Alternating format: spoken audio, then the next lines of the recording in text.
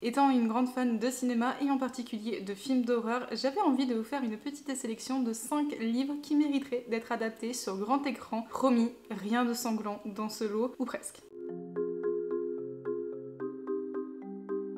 Coucou les arcanes, j'espère que vous allez bien. Je vous avais déjà fait ce type de vidéo l'année dernière où je vous présentais aussi une sélection de romans que j'aimerais bien voir adaptés à l'écran. Cette vidéo n'est malheureusement plus disponible à l'heure actuelle parce que j'ai décidé d'archiver en fait toutes mes anciennes vidéos. Mais si vous avez envie de la revoir, il y a toujours moyen de moyenner. En tout cas aujourd'hui on se retrouve avec une toute nouvelle sélection avec 5 livres que j'ai lus récemment, plus ou moins, et que j'aimerais beaucoup voir adaptés à l'écran. En plus j'ai réussi à vous trouver des styles qui sont assez différents des uns et des autres, qui pourraient donner aussi des adaptations assez différentes, bref, il y en a pour tous les goûts. Alors on pourrait croire que j'ai simplement repris mes livres préférés, ça aurait été plus simple, c'est vrai, mais non, j'ai vraiment cherché en fait des livres qui passeraient bien au cinéma ou en série télévisée, puisque je cherchais vraiment des ambiances assez particulières avec un style et un genre un peu différent des uns et des autres, donc j'ai réussi, je crois en tout cas, à trouver une petite sélection qui est sympathique. Avant d'aller plus loin, vous pouvez aussi, pour me soutenir, liker la vidéo par avance et aussi à vous abonner à la chaîne si ce n'est pas déjà fait. Petite nouveauté, vous pouvez aussi souscrire un abonnement, ça vous permettra d'accéder à toutes mes vidéos en avance. C'est un moyen d'apporter une petite contribution financière pour soutenir mon travail, alors un grand merci. Le premier livre que je souhaite voir adapté à l'écran, il s'agit du Manoir de Castle Cats d'Alain Tepussigür qui est publié chez les éditions Scrinéo. Je vois parfaitement ce livre en tant que dessin animé parce qu'on va pas se mentir, on n'a pas forcément les moyens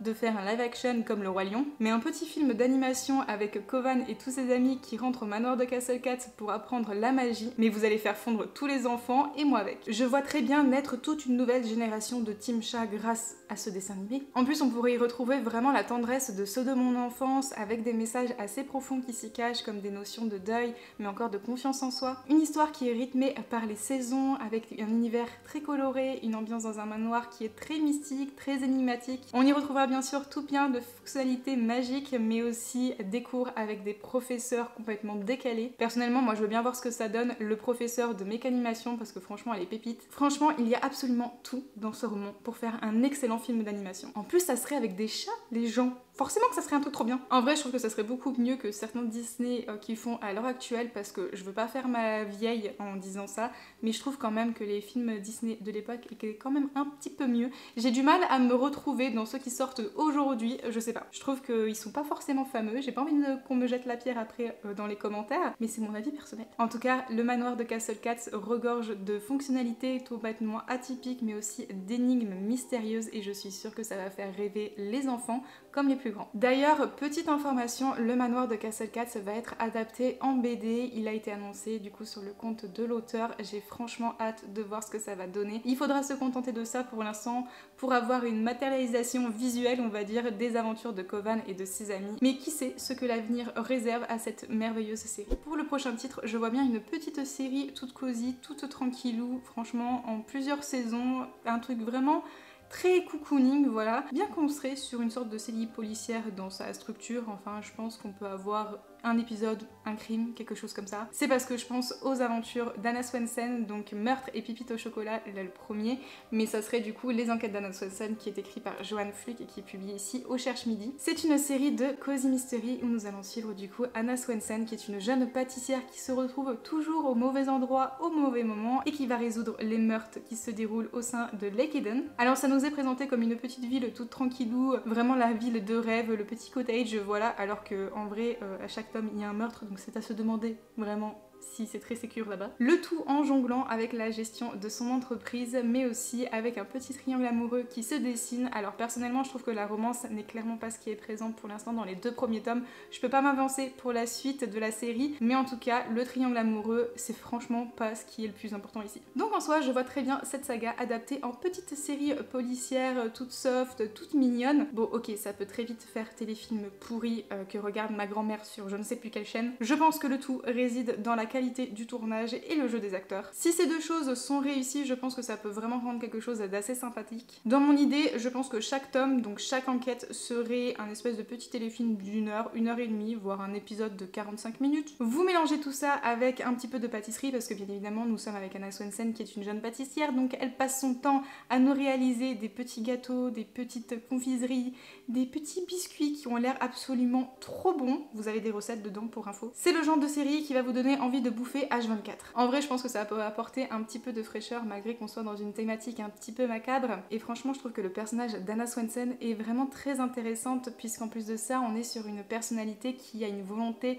très forte d'être indépendante, de se débrouiller par ses propres moyens. C'est une femme d'affaires épanouie et en plus de ça, elle résout des meurtres. Et son petit côté manque de tact et son absence de filtre par tous les moyens, je pense que ça peut rendre un petit côté comique à la série. Donc en vrai, moi je pense que je suis bon public en termes d'humour, donc ça passera très bien. On reste dans le cosy pour le prochain roman, mais je pense cette fois-ci qu'il serait carrément mieux en petit film et je le vois carrément pour la période d'Halloween puisque je parle d'une adaptation de La Société très secrète des sorcières extraordinaires de Sangu Mandana qui est ici publié chez Lumen. Dans ce roman au titre à rallonge, nous allons suivre Mika Moon qui est une youtubeuse connue par ses 14 000 abonnés pour être une sorcière moderne. Le problème dans tout ceci, c'est qu'en réalité, elle est vraiment une sorcière et que sa communauté ne voit pas d'un très bon œil le fait qu'elle tienne une chaîne YouTube sur cette thématique-là, alors que le principe c'était quand même de faire profil bas. Mais franchement, qui va croire que c'est une réelle sorcière? Eh bien, un homme qui lui envoie une lettre pour lui demander d'être l'enseignante de 3 jeunes sorcières, justement. Mika va donc se rendre à la maison de nulle part pour y rencontrer toute cette famille enseignée à ces 3 jeunes sorcières et qui va rencontrer également le merveilleux et le grincheux Jamie le bibliothécaire. Voilà, on est vraiment sur des vibes très cosy, très feel good avec une ambiance witchy comme on les aime, enfin particulièrement comme moi je les aime. Et franchement, ça serait pas un film trop feel good pour la période d'Halloween. Je pense que j'aurais trouvé la relève de Hocus Pocus, même si on est clairement pas dans le même genre. Mais je vois clairement cette petite maison, voilà, ce petit cottage perdu au milieu de nulle part, c'est le cas de le dire parce qu'on l'appelle la maison de nulle part, avec ces personnes qui se sont retrouvées un petit peu par hasard, j'ai envie de dire, où c'est un jeu du destin qui les a mis les uns sur la route des autres. Et je trouve qu'ils sont parfaitement unis, soudés, ils forment une famille par choix et ça rend leur relation vraiment touchante, émouvante même. J'ai adoré chacun des personnages du livre. Donc si vous l'avez pas lu, je vous le conseille bien sûr. Sans oublier, mine de rien, ces 3 petites filles, ces 3 jeunes enfants, ces sorcières qui vont en faire voir de toutes les couleurs aux habitants de cette maison. Ça me fait vraiment penser aussi au niveau des vibes, quand je revois une scène du roman où elles sont dans le jardin en train d'étudier la magie, ça me fait penser à une scène où on va revoir les enfants de Miss Peregrine et les enfants perdus, justement, qui sont aussi dans le jardin, avec la petite qui s'envole là. Bref, je vois vraiment des vibes comme ça. Et pour ceux qui sont team chien, sachez qu'il y a un magnifique golden dans le roman, donc imaginez un petit toutou à l'écran, ça pourrait être trop mignon. Et puis je vois vraiment cette scène dans le roman où Mika Moon est dans sa chambre en train de faire ses petites potions dans son chaudron, donc je vois vraiment l'image finalement de ce grenier avec le parquet en bois, son chaudron au milieu qui dégage de la vapeur, toutes ces petites fioles de potions alignées et le beau Jimmy, pourquoi pas joué par le beau Jimmy Dornan aussi, c'est une possibilité. Alors pour ce livre-là, tout se résume à la qualité de ces créatures. Si c'est pas bien réalisé, c'est foutu, ça sera dégueulasse, mais alors si elles sont bien faites, ça peut être franchement fabuleux, majestueux, et je parle bien sûr de Force Wing de Rebecca Yarros. Alors techniquement, je l'avais déjà mis dans ma petite sélection quand j'avais fait ma sélection du coup pour cette vidéo, et après en tapotant un petit peu sur Google, j'ai appris qu'Amazon Prime avait déjà acheté les droits et qu'on va avoir en fait une série sur Force Wing apparemment d'ici 2025, donc cette saga va être adaptée à l'écran. Et franchement, s'ils font des dragons aussi magnifiques que dans la série Game of Thrones que je trouve absolument magnifique, et je vais vous saouler les oreilles pendant un très long moment avec le fait que je veux un dragon comme animal de compagnie. Pour ceux qui ne connaissent pas Force Wing, mais où étiez-vous en début d'année en fait? On est avec Violette qui va se retrouver dans la formation pour devenir cavalier, alors que elle, tout ce qu'elle voulait c'était lire des bouquins, mais sa mère l'a forcée justement à rejoindre le Cardin des Cavaliers, donc elle va passer son temps dans sa formation à lutter pour sa propre vie, mais aussi à éviter de se faire cramer les fesses par des dragons. Dans sa formation, il y a Xedan, l'ennemi public numéro 1, qui va vouloir, en compagnie d'autres adorateurs, lui botter le cucu, mais toi-même tu sais comment ça va se terminer tout ça. Non mais en vrai, s'ils arrivent à vraiment bien réaliser tout ça, ça peut donner une série de folie, vraiment de malade. J'ai très hâte de voir l'adaptation, mais c'est un peu ce qu'on redoute à chaque fois quand on a une adaptation d'un livre qu'on a tellement aimé, c'est qu'on a toujours peur qu'il y ait des différences, que ça soit pas exactement comme on l'imagine, qu'on ait beaucoup trop d'attentes.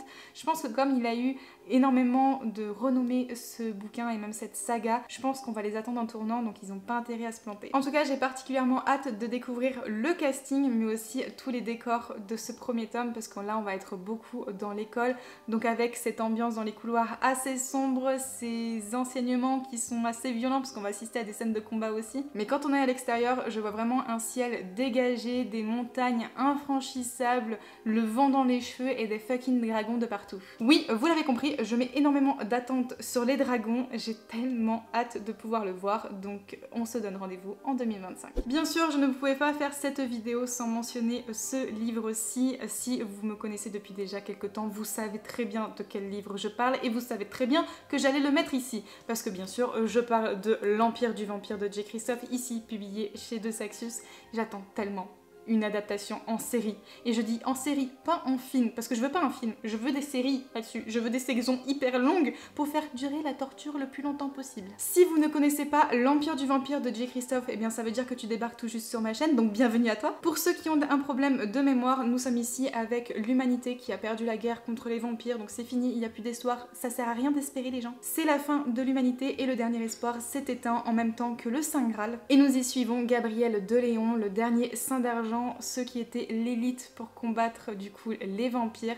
Il est désormais prisonnier de ces derniers, il va nous raconter son histoire. Ce livre est absolument une pure merveille, que dis-je. Les deux livres sont absolument merveilleux, même si je finis en PLS à chaque fois avec le cœur brisé et que je ne n'accorderai plus ma confiance à personne. En tout cas, je vois très bien une série avec des images assez sombres à l'écran, avec beaucoup de violence, de combat et de sang. Une série assez mature, assez adulte, avec une colorimétrie en termes d'images qui est assez terne. On va être sur un récit de voyage, un récit avec énormément de combats. Donc en soi, de très beaux scènes de paysages, mais aussi de très belles scènes de bataille épiques, avec du sang de partout et des membres qui volent. J'aime tellement cette saga, alors imaginez si ça sort en série. Mais alors là, je vais être comme Game of Thrones, parce que vous m'avez pas connue pendant ma période de Game of Thrones, mais alors j'étais à fond dedans, je veux dire, ça sortait en VO, je le regardais directement sur les plateformes de streaming, je le regardais ensuite quelques jours après avec ma pote parce que je devais l'attendre mais je l'attendais jamais parce que je pouvais pas, et ensuite je le regardais une troisième fois en VF avec ma mère. En mode, je suis tellement à fond, je vis à travers les personnages, je vis leurs émotions jusqu'au bout avec eux et je souffre intégralement et je me brise en mille morceaux. Je suis capable de rester scotchée absolument devant ma télé et de souffrir à chacun des cliffhangers parce que en vrai,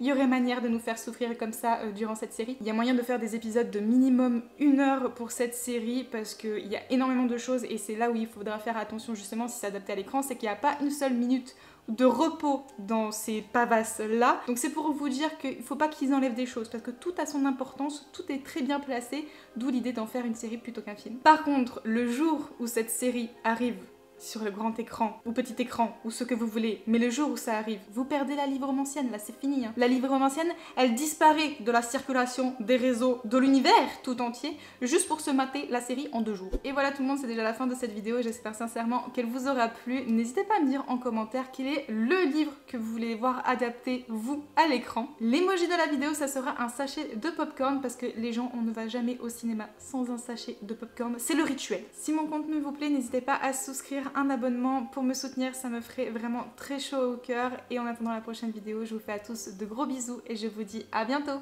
Ciao ciao.